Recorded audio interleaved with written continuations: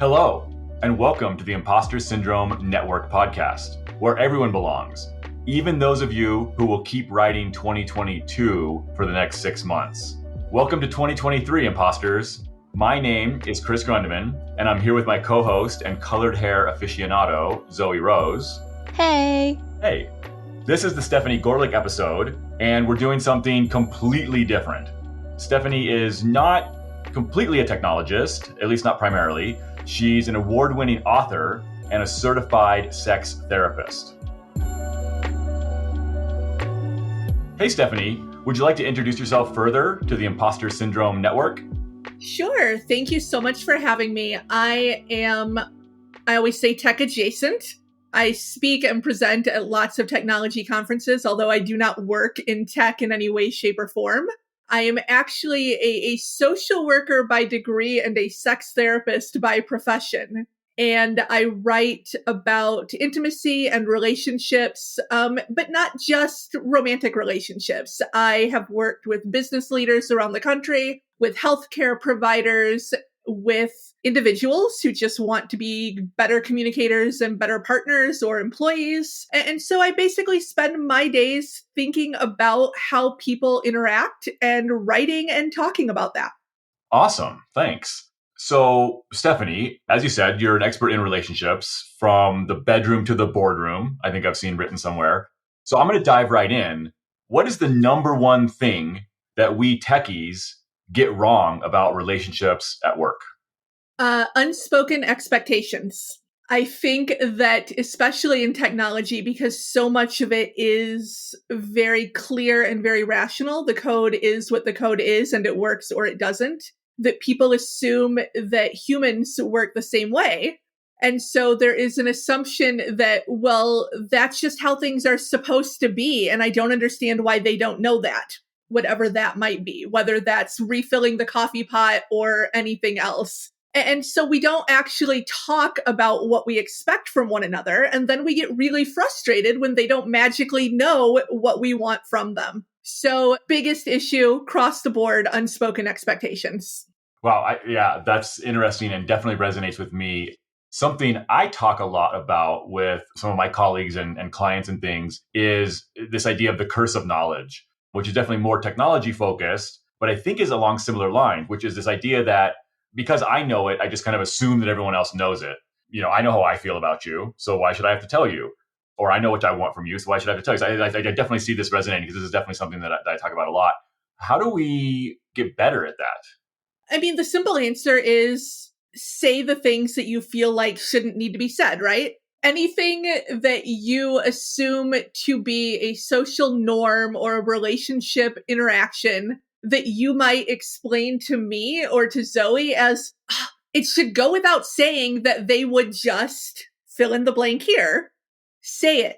Anything that you feel like should go without saying is probably the number one thing you should be explicitly laying out, because so much of what we want and need from one another is cultural.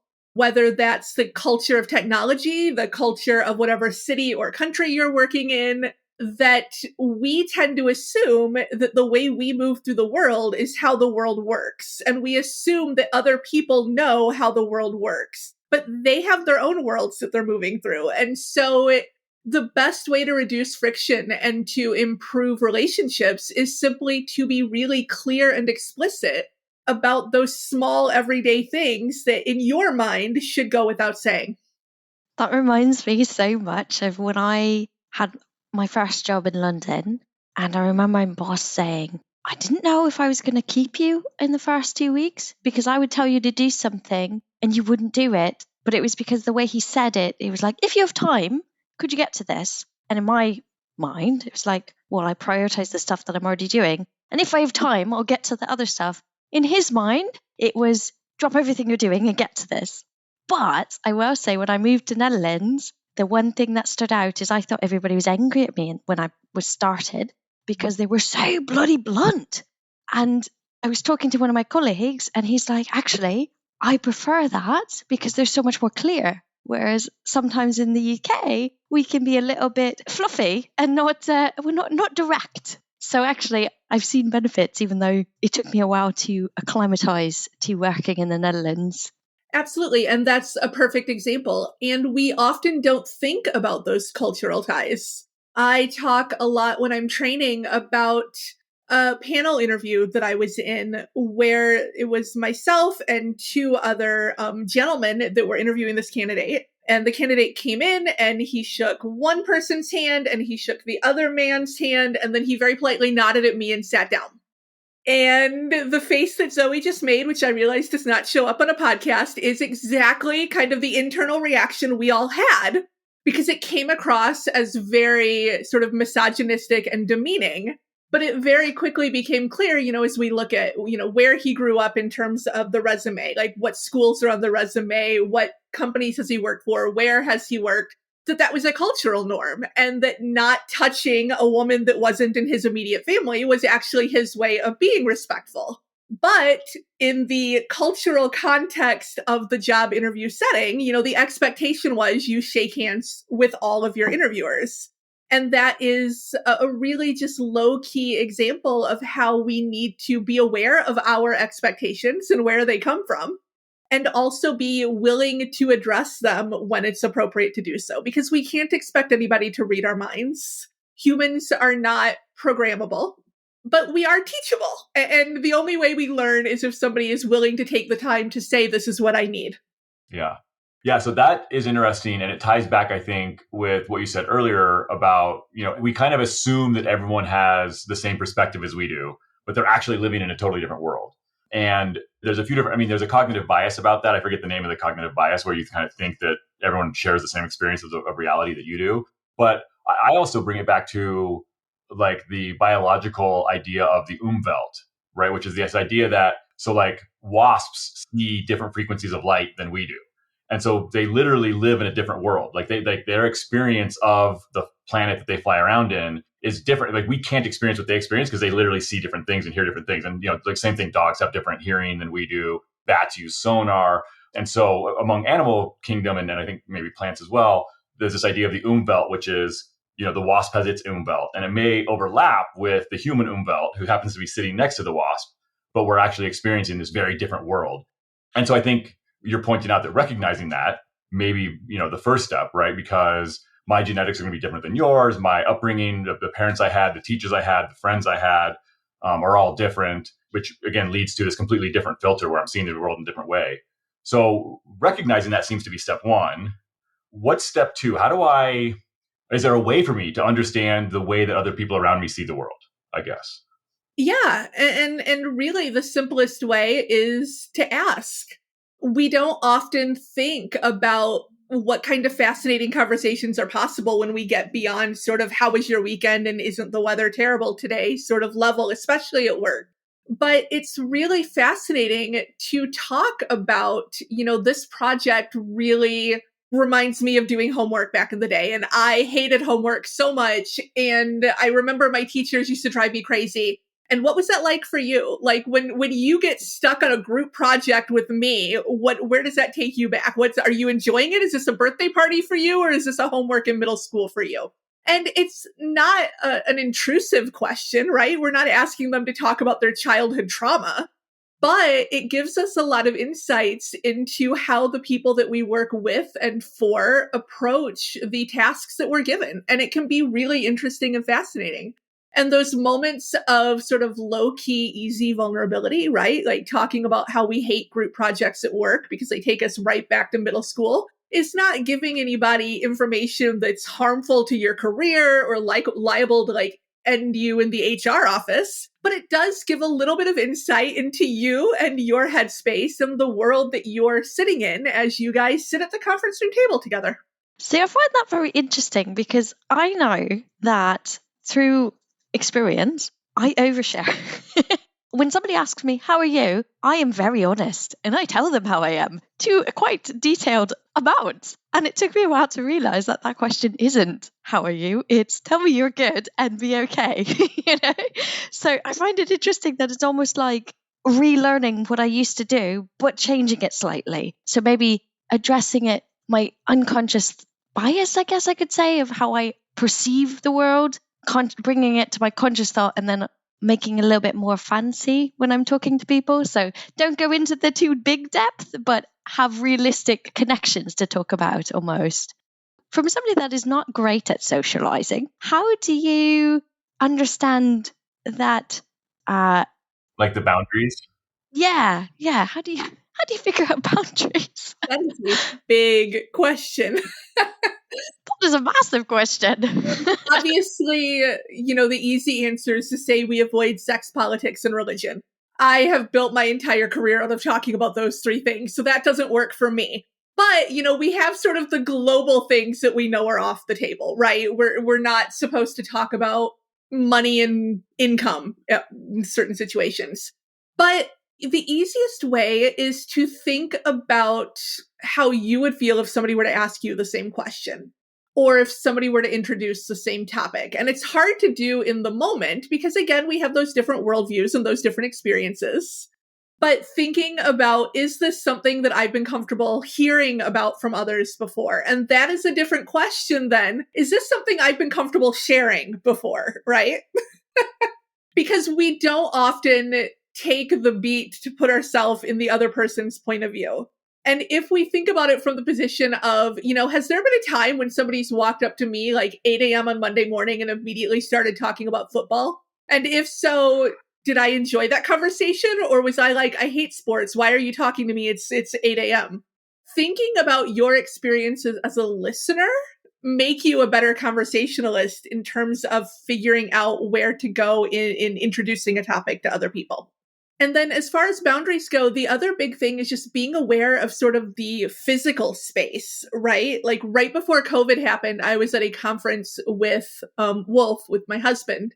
And it was the social evening and they were doing stuff and it was a big dark conference room. And there were 4 guys all wanting to talk to me about a talk I'd given earlier in the day. But I literally was far away from my husband with my back against a wall with 4 people I didn't know surrounding me, all of whom just wanted to nerd out. And individually, any one of those would have been probably okay. But when you combine the whole situation and none of them stop to think about what the listener, meaning me, might be feeling in that moment, it becomes a boundary issue, even if all you're talking about is whether or not you can wear hoodies versus blazers at work. So thinking about conversations that you've had and topics that you've discussed and how you've thought about those and felt about them in the moment, and then being aware of the physical space when you're talking to somebody. Those are probably the easiest sort of entry-level boundary guidelines to be aware of. That makes a lot of sense. Yeah. And obviously, if you have longer term relationships, you'll build up this knowledge over time if you're asking and paying attention, which is something I'd like to talk a little bit about. Obviously, there's tons of different relationships that you have in any job you might have, right? I think you've got a relationship with your boss, your manager. If you're a manager yourself, you've got relationships with the people who report to you. You've obviously got relationships. Pretty much everybody has relationships with peers that are maybe on the same team or across the organization. How different are these relationships and how differently do we need to approach them? I mean, I know that, for example, right, I definitely talk to my mom about different things in different ways than I talk to my wife or than I talk to my sister or a friend. And so I assume the same thing holds true at work. And these are actually different types of relationships. But how big of a difference is there? And how careful do we need to be about crossing those lines of, I don't know. I mean, maybe riff from there, I guess. I think that's a really good question. When I'm working with clients, I'll often have them think about it sort of as like rings around a satellite, right? So the closest ring to you, the inner circle, is like your immediate family, the people that live in the house with you, your spouse, your kids, your parents, whoever that might be. Next ring out is your super close friends, the people that you know you would call if you got arrested or needed to be taken to the emergency room. And you just kind of work outward from there. And the general idea is the further out the person's ring is, the more judicious you need to be in what you share with them. So you can talk to your spouse or your partner or your parents about much more intimate things than you would want to with the person that you always say hi to and talk about the weather at the grocery store, right? And so being aware and kind of thinking about it in terms of those planetary rings and how close are they to my planet versus how far out are they can kind of help you decide what is reasonable to share or not. And then the other variable, of course, is always, you talked about workplace relationships. And my guidance is that if you're in a management position over somebody, you should not be sharing personal information with them. That you are there to guide and mentor and lead them, not to ask them to help you work through personal issues, even if the personal issue is as simple as the dry cleaner ruined my shirt and I need to go and buy a new one before my meeting at 2:30. If you are in a position of leadership over somebody else, your problems and your issues should never, ever, ever be theirs, even in casual conversation. That's interesting. I feel like listening to your description of relationship has just clarified how many issues I've had through my whole career. And like just building friendships. Oh, okay, maybe that's why that didn't work. Or but no, that's really helpful for me, visualizing it that way. I like the point you make about if you're the person of authority, because I have seen throughout my career some positions I've had where the manager has been more of the kind of a friend, we're on the same page. There's no hierarchy here, and it doesn't work as well. This does have not always, but it has had situations where it's been quite strained. It also changes their authority. So I've seen other situations where it's like, I'm not in the team, but it's like, I don't know, I know the person who's the manager, and they find it's very hard to tell their team to do something because they feel guilty because they don't have that authority, I suppose you could say. It's like they're the friend, so if they ask the other person to do something they don't want to do, it's hard to ask it.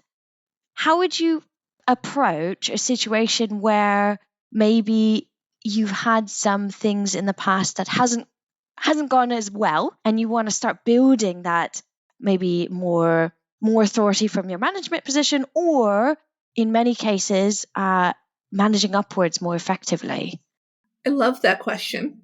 And you'll probably notice that a theme in what I say is, just be really transparent about it, right? Like the first step is acknowledging that perhaps you haven't been leading effectively and being able to have those conversations and say, I really enjoy working with you and I think we work really well together. And that is a great thing. But I think at times I've let how well we work together get in the way of how well I'm leading the team or what I'm doing for you as a manager.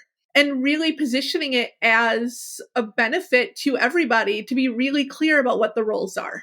Because at the end of the day, if you are a manager, you have to make hard decisions sometimes. We're going through a period right now where a whole bunch of people in technology are losing jobs and reshuffling and finding new things. And if you're best friends with your team members, that's not going to protect them if you're told that you need to do a riff, right? What it will do is make it harder for everybody involved to deal with that process. And I think that there's a lot of safety that comes from having really clear understandings about what a relationship is and what it isn't. And we see that across the board. We see that in parenting, right? Like you see parents that are the mean girls, like, I'm not a mom, I'm a cool mom. And the kids with the cool moms are always the ones that aren't really clear when mom is mom and who to go to when they need help or what is or is not okay. And that same dynamic plays over at work. Like, I'm not a manager, I'm a cool manager. And that doesn't make an effective team. That makes a group of people who aren't really clear on whether you have their back, who aren't really clear on what is or is not okay, who isn't going to be receptive to feedback and correction because it's going to feel like a personal betrayal. I think it makes a lot more sense to say, I'm a good manager and I'm a kind manager and I have your back. But at the end of the day, I've recognized I've been more of a friend than I have been a manager, and that's not fair to you. I like that a lot. No, that's a good point. It's a good point. I feel like I love these discussions because I personally learn so much from them. The other one is the kind of managing upwards bit. I do a lot of mentoring and I also have direct reports. So I try to give advice where I can, but I do think that I think you probably have a lot more insights there on how to manage upwards effectively. Like maybe it's you're struggling with your manager because maybe you don't find them as their style works as well for you, or maybe there's a situation where you're struggling at work. And how would you kind of build that relationship a bit more effectively with the manager that works for you, if that makes sense? I think that is one of the more difficult situations that somebody can find themselves in, because you have to be, tactful and a little bit diplomatic. But you also want your manager to succeed because the team rises and falls based on leadership. And that's one thing that I think a lot of people don't understand, especially when they have a bad manager or when they have somebody that they personally don't work with. And I have been in that situation, and it is miserable. And, we reach a point where it's like, I don't want to help this dude. I don't want to see them succeed. I want them to crash and burn so that I'll get a new manager.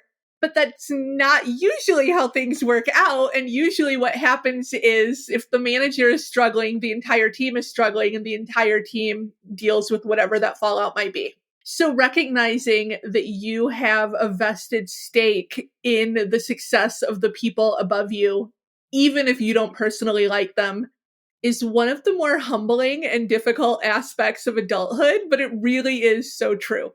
And so part of that can be, just like making yourself a useful member of the team and going to them and saying, what can I do?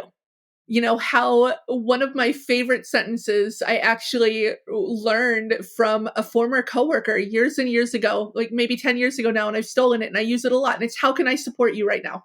Right? And that might be running down the hall and getting them a muffin because they're heading into their third conference call of the day, and that's not your job, but you can take 5 minutes and just make sure that their blood sugar isn't tanking in the middle of a quarterly report. It might be taking something off their plate that you were worried about anyway, but approaching it not from, you're terrible at this and I hope you get fired soon so somebody good can come in, and rather have a mindset of, how can I support you right now? Because if I'm supporting you, then a rising tide raises all boats. Can be really beneficial.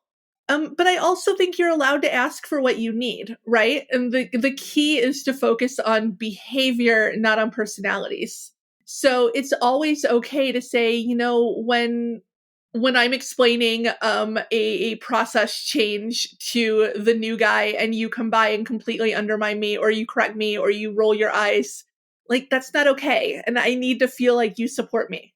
So next time, if you think I'm saying something wrong, can you just pull me aside and talk to me privately, and then I'll go and correct myself to the new guy, right? Like, there are always polite ways to advocate for yourself. But I think so often when we have a bad manager, we get caught up in hoping that they get taken out. And we feel like if they're eliminated, that will solve our work issues. And very rarely is that the case. No, that's a really good point. I do know that not all the time, but sometimes people in technology careers, they jump jobs quite often. I know I've done that for a few times. I mean, part of it was I worked for myself for some of it, but also we don't always tend to stay at the organizations for super long.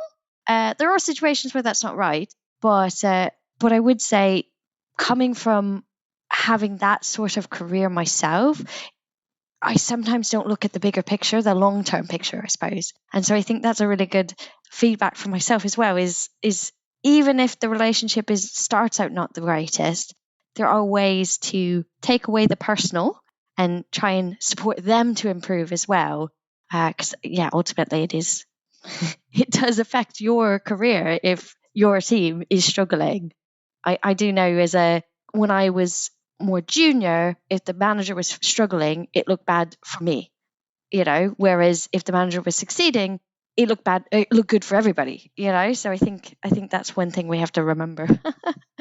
One thing I was going to bring up is a part of your, I guess, passion is advocating for the marginalized and what is it referred to as a builder of bridges between margins and mainstream. That was the term that Chris used, I think. And at first, I suppose we should definitely define what is marginalized, and then how do you build those bridges? So in the context of my work, I work a lot with gender, sexuality, and relationship minorities. So that would include LGBTQI folks. That would include people that maybe have alternative relationships, like polyamorous folks or ethically non-monogamous folks. I do a lot of work with the BDSM and kink communities.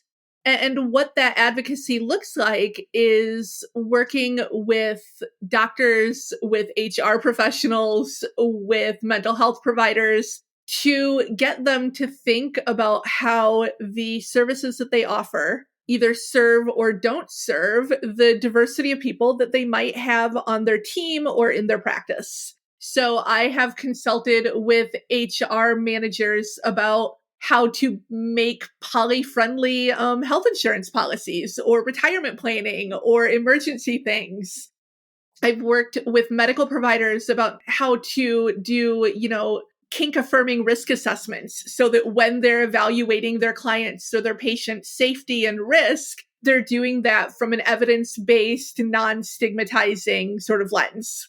That's been sort of the focus of my work is I have my clinical practice where I am very intentionally part-time in seeing a small handful of clients that fall into those categories.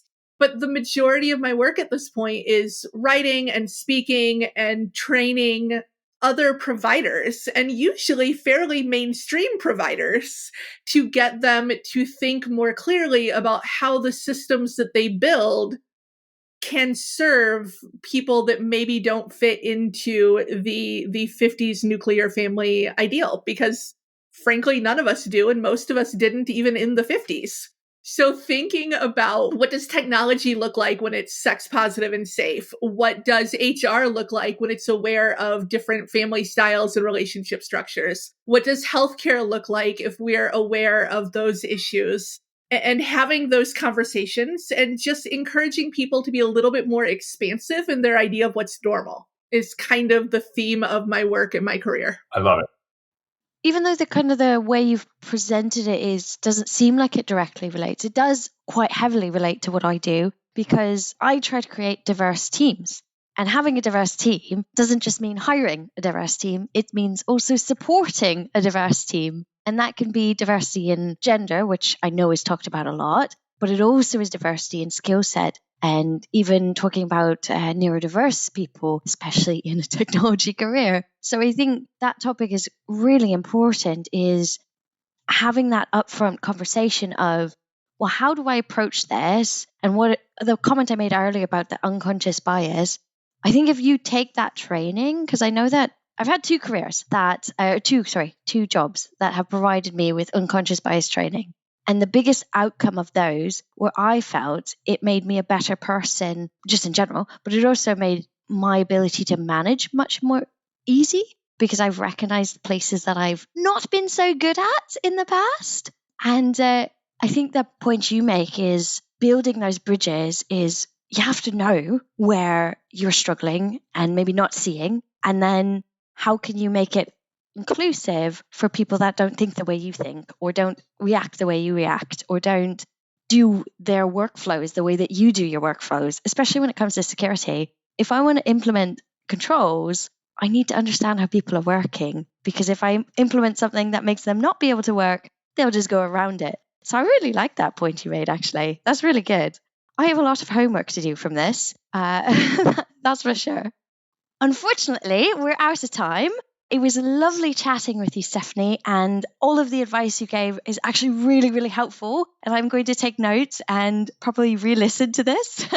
But before we go, is there any last projects that you have ongoing that you may think would be useful to the Imposter Syndrome Network to look into? Yeah, absolutely. My darling husband and I, Wolf Goerlich, are organizing, we do a weekly podcast called the Securing Sexuality Podcast. It focuses on the intersection of intimacy issues and technology issues, and how those two interact and connect in ways that most people don't think about until they start listening, and it's rather fun. And then as an extension of that, we are actually going to be doing a live conference in October 2023. So tickets will go on sale for that shortly. It is going to be amazing. 2 days of mental health, technology, and intimacy conversations in downtown Detroit, which is an amazing place if people haven't been.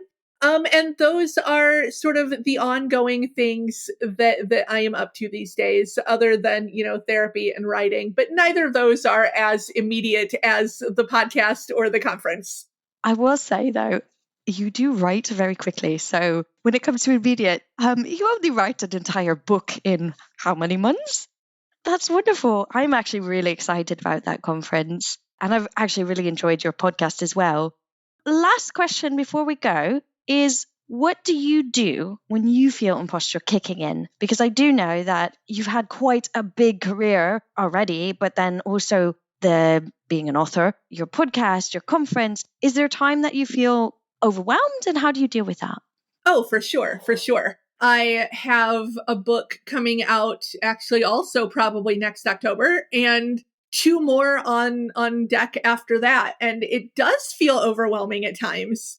I will say that what I do is a trick I actually learned years ago from actually a manager that I had, and not a particularly good manager. Speaking of conversation, we can learn things from bad managers. This is a great example of that. She was a terrible manager, but she kept what she called her fridge file. If you think about when your kids come home from kindergarten and they have the little line drawing that they made that you can't really make out what it is, but they're super proud, and you throw it up in the fridge and you show it to everybody. She kept her own personal fridge file where anytime somebody said something kind, if somebody posted, a review on the company website, if wrote her a note, if she got recognized for anything, she would throw it in the file. And then on bad days, or days when imposter syndrome was kicking in, or days when it just felt like nothing that we were doing was being effective, she would go into her office on lunch and pull that out and flip through it and be reminded of the impact that she had had.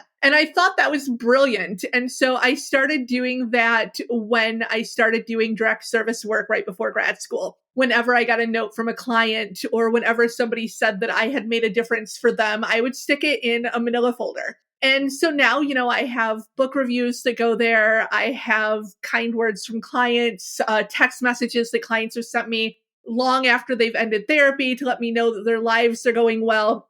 And so when I feel the imposter syndrome, or when I wonder if I should be doing the work that I do, I have that sort of refrigerator I can go and look at and admire my little kindergarten sketches of work that I did at the time and see the impact that had on people. And that makes a world of difference. Oh, that's fabulous. Thank you so much, Stephanie. And looking forward to the upcoming conference and obviously ongoing podcasting and books. For anybody in the Imposter Syndrome Network that wants to reach out to you, what's the best channel to connect with you on? So I have been on Twitter, but Twitter is a burning hellfire right now. So let's avoid Twitter. The best way to reach me is through my website, boundtogethercounseling.com. If you go to the conference website, securingsexuality.com, that will go through a couple of people, but eventually it would get to me as well. So those are the 2 best ways to reach me until social media decides to settle down and get itself in order again. Wonderful. We'll have a link in the description. Thanks so much. Thank you for having me.